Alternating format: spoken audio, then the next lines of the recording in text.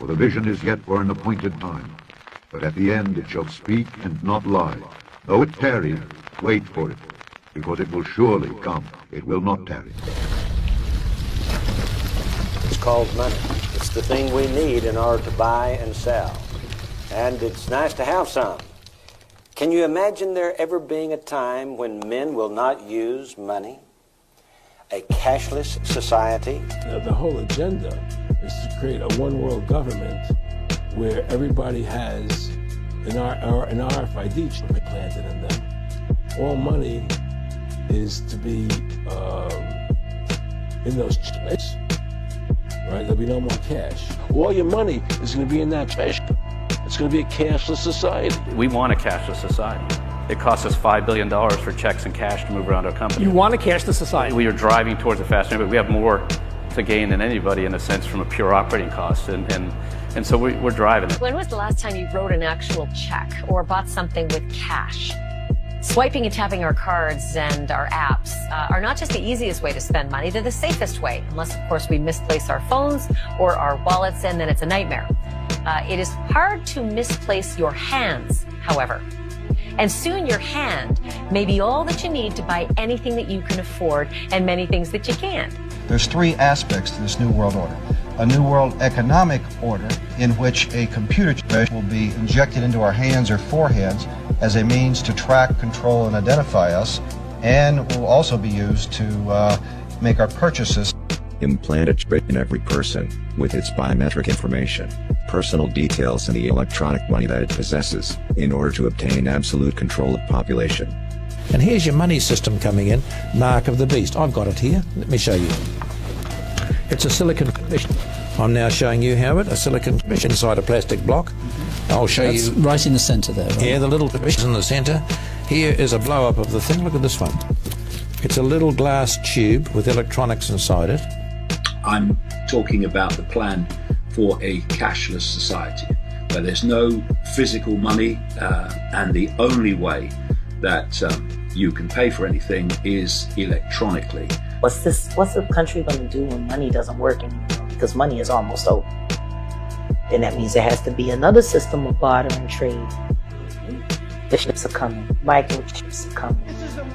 This is the mark with the beast.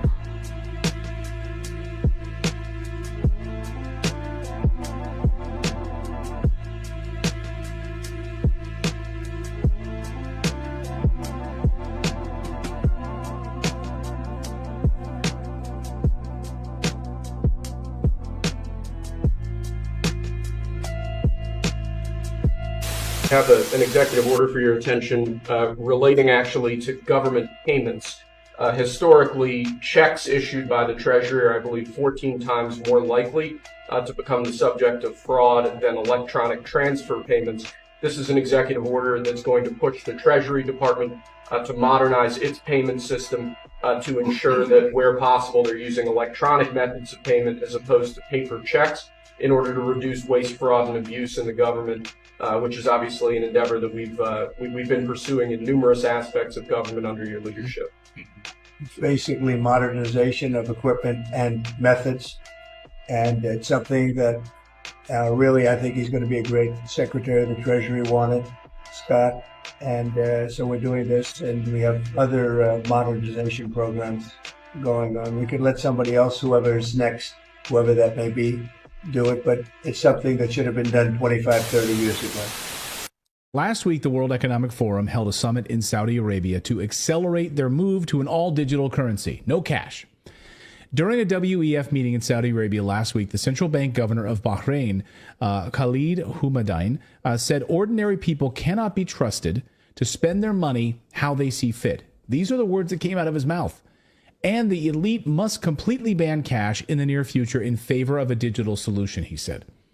Houmadine also, then he sort of boasted that the general public is going to accept what we tell them to accept because they're going to do this without a struggle because we're going to give them a central bank digital currency. And basically he's saying, you are all sheep, and when the elites speak, you will follow us. Watch him and listen. If we think cash is the analog and digital currency is the form of digital. CBDC is the digital form of cash. Today, clearly, we're in a hybrid situation. We're using both. And we know in the past, when it comes to cash, central bankers were very much in control with all aspects of cash. And now we're comfortable to the point where the private sector plays a big role in the printing of the cash, in distribution of the cash, and with the private sector, we use interest rates to manage the supply of cash. The same thing is likely to happen with CBDC. Yes, the central bank will have a role, but at some point in time, the same way we don't call it central bank cash, we're probably going to stop calling it central bank digital currency. It's going to be a digital form of the cash, and at some point in time, hopefully, we will be able to be 100% digital.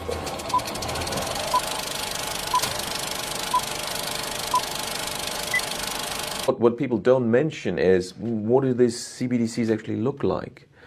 You know, at the moment, there's a bit of talk about this being phone-based apps. And yes, that is the initial phase. But what was already ready around 2015 is the ultimate goal. What they really want, apparently, I was told by a central banker, is, you know, CBDCs looks like a small grain of rice that they want to put under your skin, which is, in my view, a violation of human dignity. And they realize there is a hurdle. So to get people to accept this, there will be, you know, why suddenly are the billionaires saying, let's have universal basic income? Because the story is going to be, oh, now we've created this vast unemployment and disruption and crises. Well, we need universal basic income. You will get 2,000 euros into your account every month. But of course, to run this efficiently, we need to use the latest technology. So, you know, you need the CBDC implant.